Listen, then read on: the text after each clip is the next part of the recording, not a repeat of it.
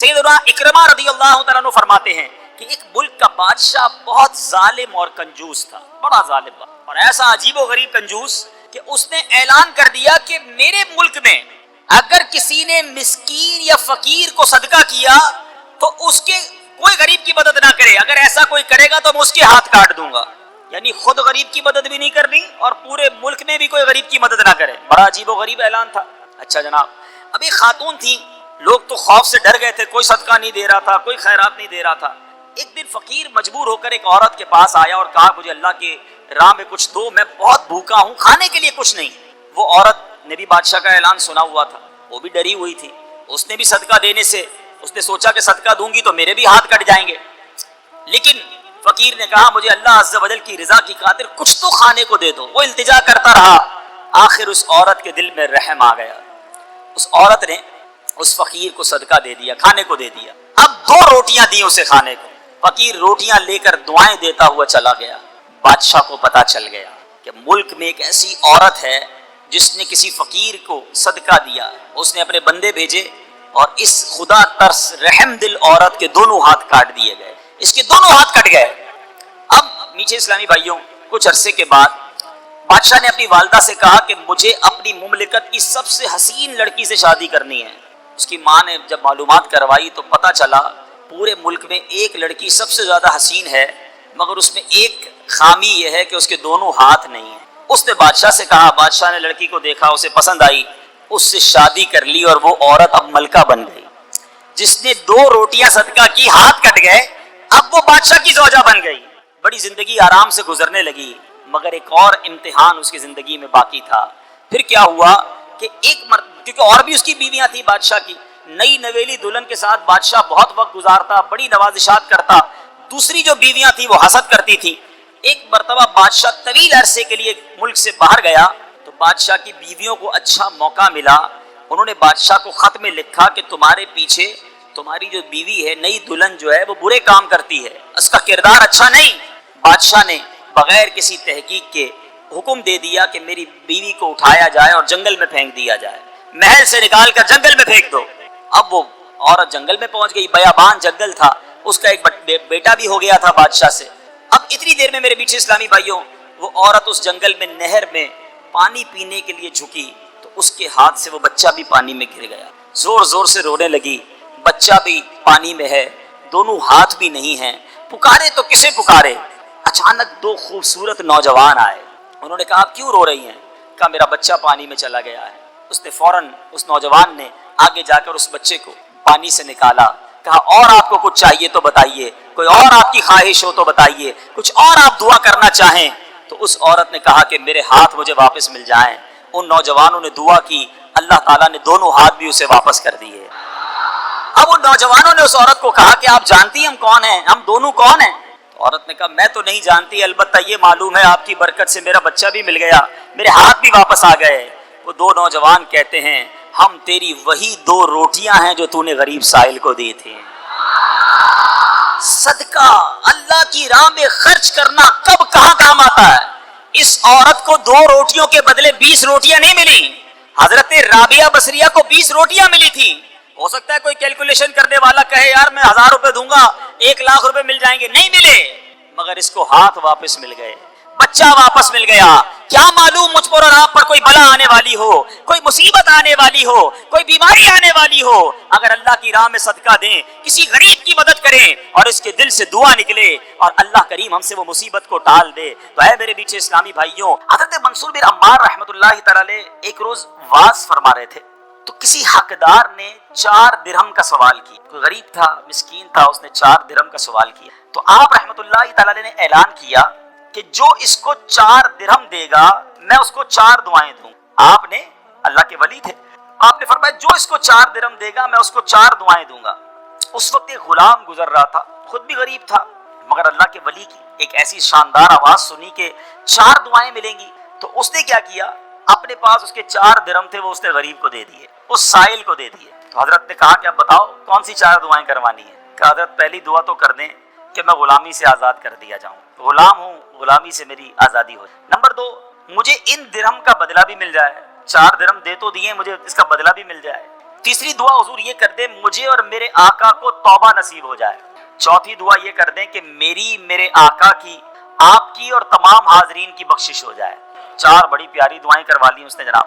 اب آقا کے پاس جب وہ غلام پہنچا تو آقا کہتا اتنی دیر کیوں ہو گئی، کدھر رہ گئے تھے بھائی، کئی کام سے بھیجا تھا اتنا لیٹ؟ کہتا حضور ایسا ایسا ماجرا ہوا، راستے میں حضرت منصور اللہ کے ولی وہ کہہ رہے تھے جو 4 درہم دے دے میں 4 دعائیں کروں گا. میں نے تو 4 درہم دی اور 4 دعائیں کروا کے آیا ہوں. اچھا بتاؤ دعائیں کون سی تھی، پہلی دعا بتاؤ. کہا حضور میں نے پہلی دعا تو کی کہ اللہ مجھے غلامی سے آزاد کر دے. آقا کہتا ہے جا تو غلامی سے آزاد ہے. پہلی دعا فوراً قبول ہو گئی نا، پہلے آقا کو دعا سنائی، آقا کہتا ہے جا تو غلامی سے آزاد. کہا بتا دوسری دعا کون سی کروا کے آیا؟ کہا حضور دوسری دعا میں نے یہ کی کہ جو 4 درہم میں نے دیے ہیں مجھے اس کا بدلہ مل جائے. غریب آدمی تھا ظاہر ہے. تو آقا نے کہا کہ میں نے تجھے 4 درہم کے بدلے 4000 درہم دیے. بھائی واہ بھائی. تیسری دعا بتا کون سی کروا کے آیا؟ کہا حضور تیسری دعا میں نے کی کہ مجھے اور میرے آقا کو گناہوں سے توبہ کی توفیق نصیب ہو. یہ سنتے ہی آقا واقعی آقا تھا، اس کی زبان پر استغفار جاری ہو گیا، کہنے لگا یا اللہ میں اپنے پچھلے سارے گناہوں سے توبہ کرتا ہوں.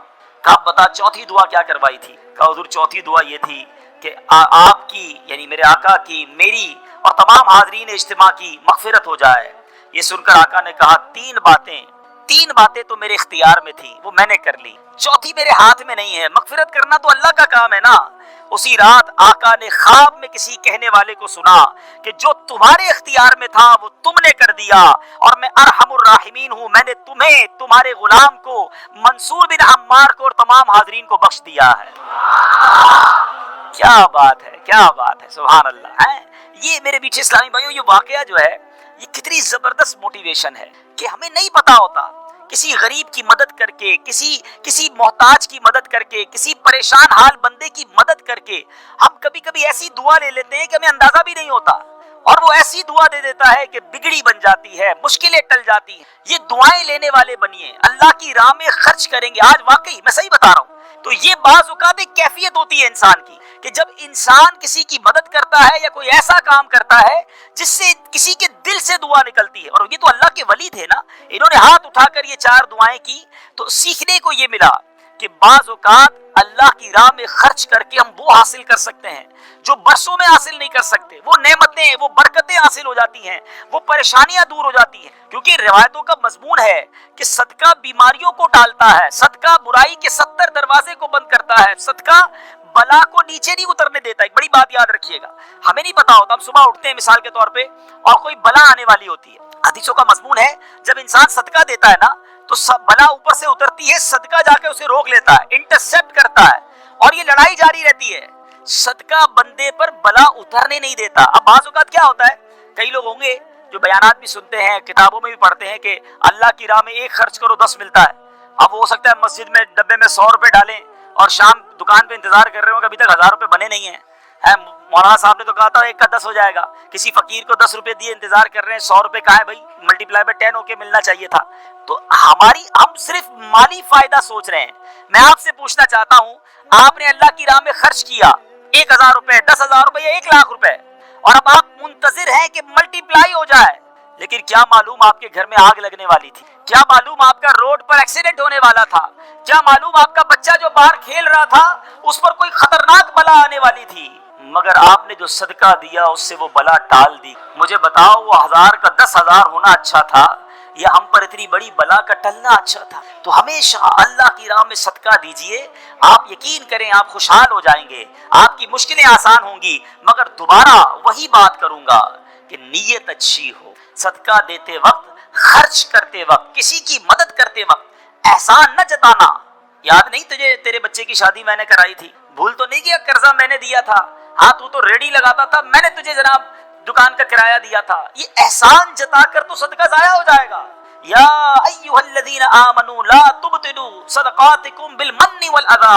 اے ایمان والو اپنے صدقے ضائع نہ کرو احسان جتا کر، تکلیف پہنچا کر.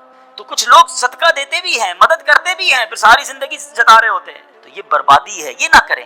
بس اللہ کے لیے، اللہ کی رضا کے لیے آپ خرچ کریں اور پھر دیکھیں اس کی برکتیں کیسے ملتی ہیں. قرآن میں اللہ تبارک و تعالیٰ اپنی اپنی راہ میں خرچ کرنے والوں کو کیسا مژدہ سناتا ہے، کیسی خوشخبری ہے، کیسا فرمان ہے۔ اللہ فرماتا ان المصدقین والمصدقات واقرضوا اللہ قرضا حسنا یضاعف لهم ولهم اجر کریم، بے شک صدقہ دینے والے مرد اور صدقہ دینے والی عورتیں اور وہ جنہوں نے اللہ کو اچھا قرض دیا ان کے دونے ہیں اور ان کے لیے عزت کا ثواب ہے۔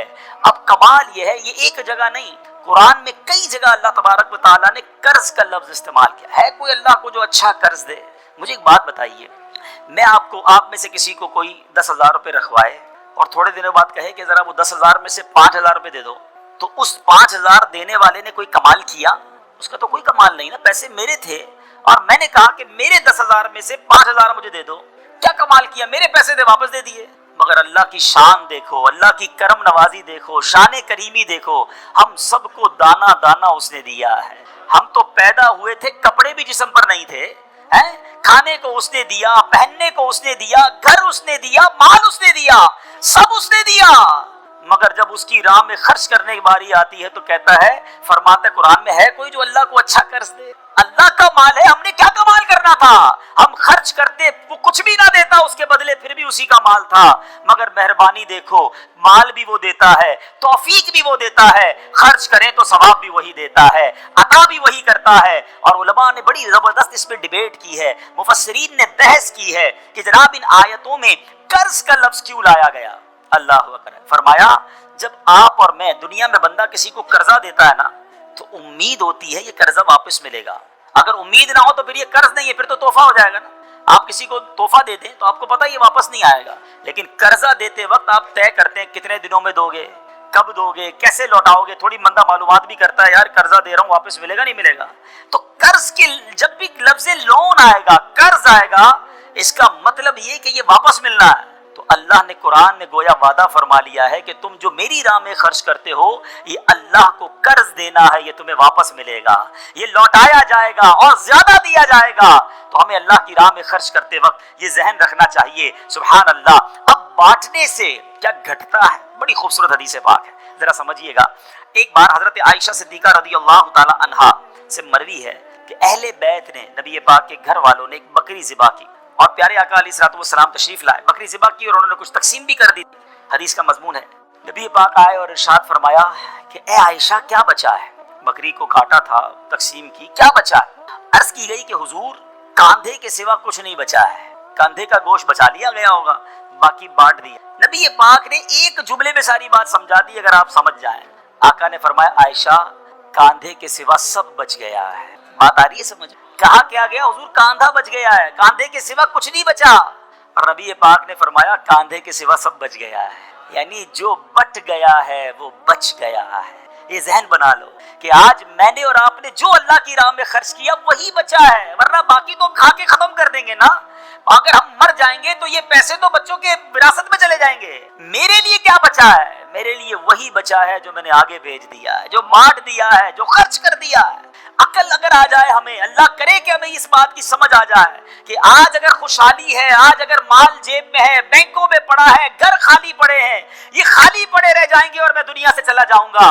اگر میں چاہتا ہوں یہ آخرت کے اکاؤنٹ میں جمع ہو جائیں، میں یہ پیسہ لے کر جنت میں جاؤں اور اس پیسوں کے بدلے جنت کی نعمتیں کما لوں، تو مجھے یہاں یہ اللہ کی راہ میں خرچ کرنا پڑے گا۔ اور یہ بات میں نہیں کہہ رہا، آپ اور میں یہاں رہنے والے بھی، یہاں بھی کمیٹی ڈالی جاتی ہوگی، BC ہوتی ہوگی کہ تھوڑے تھوڑے پیسے جس میں جمع ہوتے ہیں اور وقت پر مل جاتے ہیں، انسان کمیٹی ڈالتا ہے کہ یار کبھی برے وقتوں میں کام آئے گی، بچی کی شادی میں کام آئے گی، ایسا ہوتا ہوگا نا آپ کے یہاں بھی۔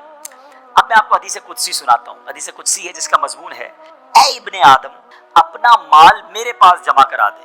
اللہ فرماتا ہے اے ابن آدم اپنا مال میرے پاس جمع کرا دے، نہ جلے گا، نہ ڈوبے گا، نہ کم ہوگا، میں تجھے اس دن لوٹاؤں گا جس دن تجھے ایک ایک نیکی کی ضرورت ہوگی۔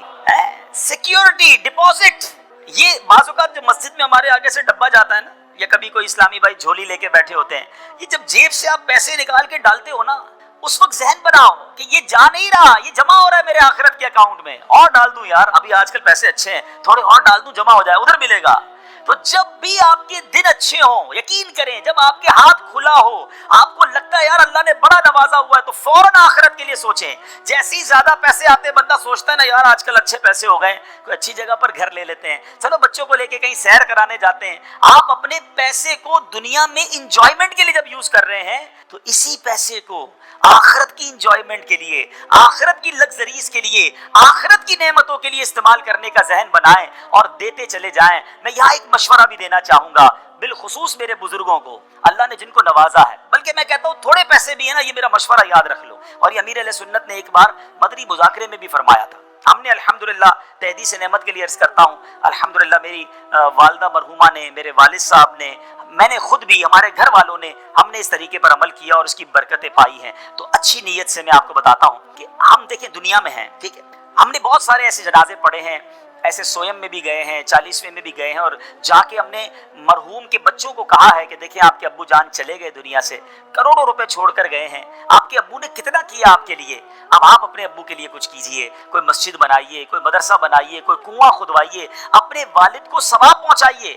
تو وہ بیٹا جس کے لیے باپ نے زندگی گزار دی، کروڑوں اربوں روپے چھوڑ کر گیا، وہ کہتا ہے ابھی تو ہاتھ بڑا ٹائٹ ہے، تو ابھی بعد میں کریں گے، تو بعد میں دیکھ لیں گے، اور ہم دیکھتے ہیں اس کے بعد مرحوم کے لیے بظاہر کچھ نہیں کیا جاتا۔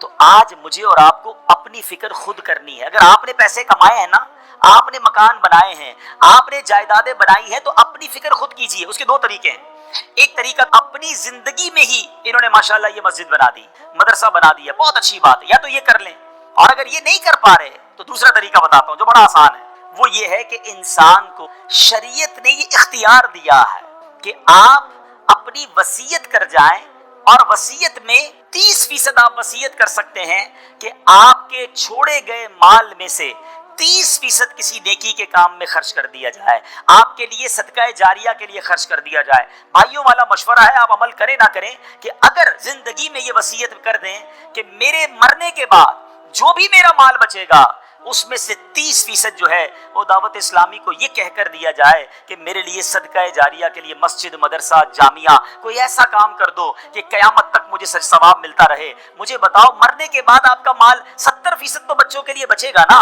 30% تو اپنے ساتھ لے جاؤ، اپنی جنت بنا لو۔ ورنہ ہوتا یہ ہے کہ ساری زندگی والد نے محنت کی، محنت کرتے کرتے بوڑھا ہو گیا، لاکھوں کروڑوں روپے کی جائیدادیں چھوڑ کر گیا، اور مرنے کے بعد خاندان میں کوئی ایصال ثواب، کوئی خرچ کرنے کے لیے تیار نہیں ہے۔ تو دو چیزیں یاد رکھیں، ایک تو زندگی ہی میں اپنے لیے ثواب جاریہ والے کام کر لیں۔ اللہ کی رحمت سے دعوت اسلامی ساری دنیا میں مسجدیں بنا رہی ہے، ماشاءاللہ ایسے کئی کام ہو رہے ہیں جو قیامت تک چلنے والے ہیں۔ آپ اپنی زندگی میں اپنے لیے وہ کام کر لیجئے، اور اگر ایسا نہ بھی کر سکیں اور کر بھی لیا ہو تو وصیت کرنے میں تو کوئی حرج نہیں ہے کہ مرنے کے بعد تو میرا مال میرے پاس رہنا ہی نہیں ہے، تو کیوں نہ وہ میرے ساتھ جنت میں مجھے کام آ جائے۔ اور آج بھی صدقہ کیسی کیسی پریشانیوں اور بیماریوں کو دور کرتا ہے، اللہ اکبر۔ ایک اور ایمان افروز واقعہ سناتا ہوں کہ ایک بار حضرت عیسیٰ علیہ نبینا علیہ الصلوۃ والسلام کے زمانے میں ایک دھوبی تھا جو لوگوں کے کپڑے آپس میں تبدیل کر دیتا تھا، یعنی لوگوں کے کپڑے ملا دیتا، لوگ بڑے پریشان تھے اس سے۔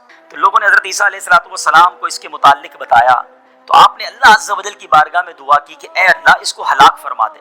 اللہ کے نبی نے ایک ایسے شخص کے لیے دعا کی کہ یا اللہ اس کو ہلاک کر دے، تیرے بندے اس سے بڑے پریشان ہیں۔ ایک روز وہ دھوبی بالکل اسی معمول میں نکلا، اس کے پاس 3 روٹیاں تھیں۔ ایک سائل آیا، ایک فقیر آیا، اور اس نے کہا کہ اللہ کے لیے، تو آپ نے اس دھوبی نے ایک روٹی اس سائل کو دی۔ سائل نے دعا دی کہ اللہ تعالیٰ تجھ سے آفات سماویہ کا شر دور کر دے، آسمانی بلاؤں کو دور کر دے۔ دھوبی بڑا متاثر ہوا، بڑی پیاری دعا دی، ایک اور روٹی بھی دے دی۔ اس سائل نے دعا دی کہ اللہ تعالیٰ تجھے جملہ آفتوں سے محفوظ رکھے، اس نے تیسری روٹی بھی دے دی۔ اب اس سائل نے دعا دی اللہ تجھے توبہ کی توفیق عطا فرما۔ اب اس دوران ایک بڑا سانپ اس کی گٹھڑی میں داخل ہو چکا تھا، کیونکہ حضرت عیسیٰ نے دعا کی تھی اس کو ہلاکت کی۔ ایک بڑا سا سانپ جو ہے اس کی کپڑوں کی گٹھڑی میں داخل ہو چکا تھا۔ جب دھوبی نے کپڑے لینے کا ارادہ کیا تو اس سانپ نے اسے ڈسنا چاہا، ایک فرشتے نے اسی وقت سانپ کو لوہے کی لگام ڈال دی اور دھوبی سلامتی کے ساتھ واپس آ گیا۔ لوگوں نے حضرت عیسیٰ علیہ السلام سے کہا کہ یا روح اللہ، آپ نے دعا کی تھی، یہ بندہ تو ایسے ہی ہٹا کٹا گھوم رہا ہے، بالکل ٹھیک، کچھ مسئلہ ہی نہیں ہوا اس کے ساتھ، سلامت۔ تو آپ نے اس دھوبی کو بلایا، بتا تو نے کون سی ایسی بھلائی کی ہے، میں نے تیری ہلاکت کی دعا کی اور تو بالکل سلامت گھوم رہا ہے۔ وہ کہتا حضور میں نے 3 روٹیاں صدقہ کی، اتنے گناہ اتنی خطائیں، سارا شہر پریشان، مگر جب صدقہ کیا 3 روٹی کا، آپ نے اس سانپ سے پوچھا کہ تو نے قتل کیوں نہیں کیا، تیری تو ڈیوٹی تھی نا؟ تو سانپ کہتا ہے اے اللہ کے نبی، اللہ نے آپ کی دعا تو قبول فرما لی، مجھے ہلاک کرنے کے لیے بھیج بھی دیا، مگر جب اس دھوبی نے ایک سائل کو صدقہ دیا تو ایک فرشتے نے مجھے لوہے کی لگام ڈال کر روک لیا۔ اب وہ دھوبی بھی سارا واقعہ سن رہا تھا کہ اتنے گناہ ہیں، سامنے ایک چھوٹا سا صدقہ کیا، میری ہلاکت رک گئی۔ اس دھوبی نے بھی توبہ کر لی، اپنے گناہوں سے تائب ہو گیا۔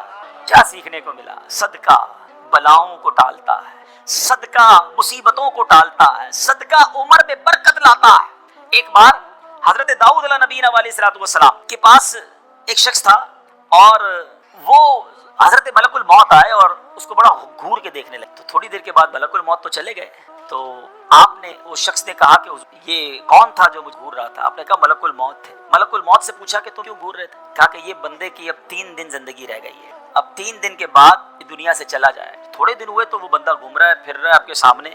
ملک الموت آیا، آپ نے کہا تم نے تو کہا تھا 3 دن میں اس کی روح قبض کرنی، یہ تو بالکل ٹھیک ہے، کوئی مسئلہ ہی نہیں۔ کہا حضور 3 دن ہی باقی تھے، میں نے روح قبض کرنے پہنچنا تھا، جس دن پہنچنا تھا اس دن یہ بندہ گھر سے باہر نکلا، ایک غریب نے صدا لگائی، ایک فقیر نے پکارا، اس نے 20 درہم اس کو دیے، اس فقیر نے اس کو دعا دی، اللہ نے وہ دعا ایسی قبول کی کہ ہر درہم کے بدلے اس کی عمر میں 1 سال کا اضافہ فرما دیا۔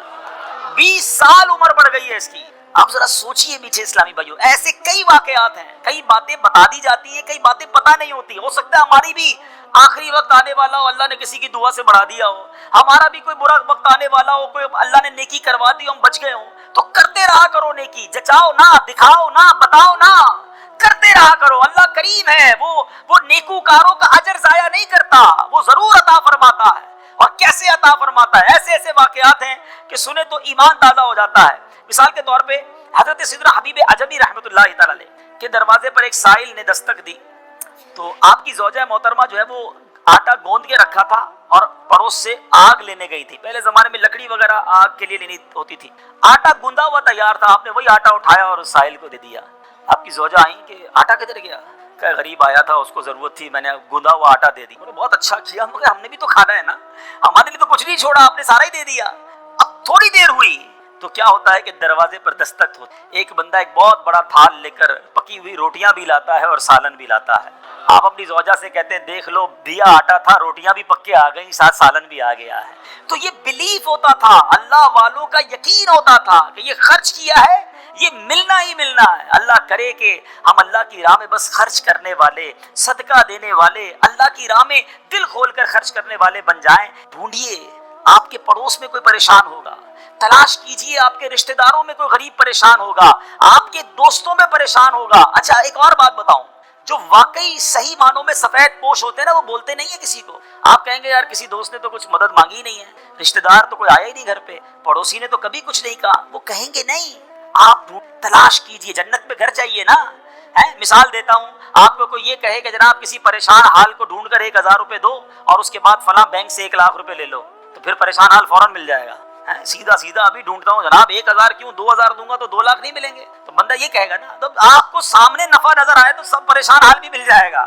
اللہ کے بندو، جنت میں محل کا وعدہ ہے، ڈھونڈیے نا۔ آپ کے غریب رشتہ دار پریشان ہوں گے، کسی کی بچی کی شادی ہونے والی ہوگی، کوئی بیچارہ گھر میں اچھا کھانا نہیں کھاتا ہوگا، چلے جائیں اس کے گھر اور اس کی کچھ مدد کر کے آئیں۔ اور ایک اور بات بھی بتا دوں، بعض اوقات جب یہ پریشان حالوں کی پریشانیاں دور کرنے کی بات ہوتی ہے نا، تو بندہ سمجھتا ہے یار یہ پیسے سے ہی دور ہوگی، میں تو ہوں ہی غریب۔ تو یہ بھی نہیں ہے، ہر پریشانی پیسے سے دور نہیں ہوتی۔ اگر پریشانیوں کا حل پیسہ ہوتا تو دنیا میں کوئی مالدار پریشانی نہ ہوتا، اس کو پریشانی آتی پیسے خرچ کرتا، پریشانی دور کر دیتا۔ ایسا نہیں ہے، ہر پریشانی کا مداوا، ہر پریشانی کا سولوشن پیسہ نہیں ہے۔ آپ کو یہ نہیں کہا گیا کہ جو مالی مدد کرے گا اسے جنت میں محل دیا جائے گا۔ جو کسی مسلمان کی پریشانی دور کرے، بعض اوقات حوصلہ دینے سے پریشانی دور ہو جاتی ہے، ہمت دلانے سے پریشانی دور ہو جاتی ہے۔ یار گھبرانا نہیں، میں تمہارے ساتھ ہوں، ٹینشن مت لینا، میں بیٹھا ہوں۔ بیمار ہے، اس کے گھر چلے گئے، تھوڑی دیر اس کے ساتھ بیٹھے، اسے ڈاکٹر کے پاس لے گئے، کسی کا بیچارے کا کوئی معاملہ ہے تو ساتھ جا کر وہ معاملہ حل کروا دیا۔ یہ کبھی کبھی کچھ اچھے میٹھے بول بھی پریشانی دور کر دیتے ہیں، لیکن ہمیں اچھے بول بھی تو آنے چاہیے، مسکرانا بھی تو آنا چاہیے، حوصلہ دینے بھی تو آنا چاہیے۔ سیدی اعلیٰ حضرت امام اہل سنت کمال کی بات لکھتے ہیں، آپ فرماتے ہیں شربت نہ دیں نہ دیں، کریں بات لطف سے۔ شربت نہیں پلانا، نہ پلاؤ، اچھی بات تو کر لو یار۔ شربت نہ دے نہ دیں، کرے بات لطف سے، یہ شہد ہو تو پھر کسے پرواہ شکر کی ہے۔ بعض اوقات مسکرا کر مل لینا بندے کے دکھ دور کر دیتا ہے، چند اچھی باتیں۔ ہمیں آ کر کوئی کہتا نا یار بڑی بیمار ہوں، پریشان ہوں، اچھا چلو ٹھیک ہے یار اب کل سے ٹائم پہ آ جانا۔ ارے اللہ کے بندے، اس نے اپنی پریشانی بتائی، تھوڑا اس سے ہمدردی تو کریں، اچھا کیا ہو گیا، خیر تو ہے، کیسے بیمار ہو گئے، ڈاکٹر کو دکھایا کہ نہیں، میری ضرورت ہے تو بتائیں، کوئی کام ہو تو بتائیں۔ آپ نے پیسے دیے ان 5 جملوں میں؟ نہیں دیے نا، مگر کیا بتاؤ اس کا درد کم نہیں ہو، اس کو حوصلہ نہیں مل گیا ہوگا؟ یاد رکھو میٹھے اسلامی بھائی، یہ جو الفاظ ہیں نا، ہماری باتیں ہیں، یہ الفاظ زخم پر مرہم کا کام بھی کرتے ہیں، اور یہی الفاظ زخم پر نمک کا کام بھی کرتے ہیں۔ ہم بعض اوقات کسی کے زخموں پر نمک چھڑک دیتے ہیں، وہ پریشان ہے، تکلیف میں ہے، مصیبت میں ہے، اور اس کو ایسا جملہ کہہ دیتے ہیں کہ اس کی پریشانی بہت بڑھ جاتی ہے۔ اور کبھی کبھی چند اچھے جملے انسان کا غم بھلا دیتا ہے۔ اللہ کے واسطے اچھا بولنا سیکھیے، نرم ہو جائیے، شفیق ہو جائیے۔ مثال کے طور پہ کوئی بندہ آیا کہ یار اسکوٹر کا ایکسیڈنٹ ہو گیا، اور میں نے تو پہلے ہی پتا تھا تیرا ایکسیڈنٹ ہونا ہے، تو چلاتا ہی صحیح نہیں ہے، پہلے ہی تیزی سے چلاتا ہے، کیوں چلاتا ہے اسکوٹر جب چلانے نہیں آتی؟ اب بتاؤ بندہ کہ یار ایکسیڈنٹ بھی ہوا ہے، اس کے باتیں بھی سنوں میں، تو یہ زخم پر نمک ہو گیا نا۔ اب یہ باتیں بعد میں سمجھا لینا کہ یار تیز مت چلایا کرو، مگر ابھی تو حوصلہ دیں، ابھی تو بیچارے کی طبیعت پوچھیں، ابھی تو اس کی پریشانی دور کریں۔ تو ایسی بہت ساری مثالیں ہیں کہ جب بھی ہمارے پاس کوئی پریشان حال آئے نا، تو اسے اچھی بات کریں، حوصلہ دیں، پریشانی دور کریں۔